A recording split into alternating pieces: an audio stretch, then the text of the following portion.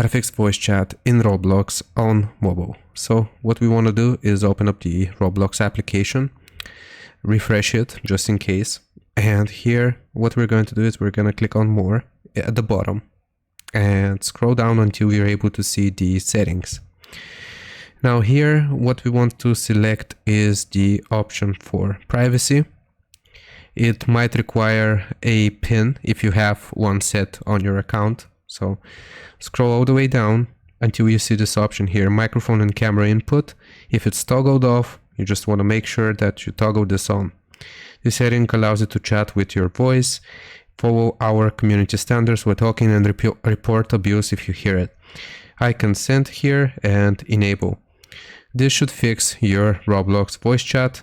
And what we also have to do is here click on communication, and we are gonna go into default. So I hope this helps you out. Leave a like and sub, and I'll see you next time. Bye bye.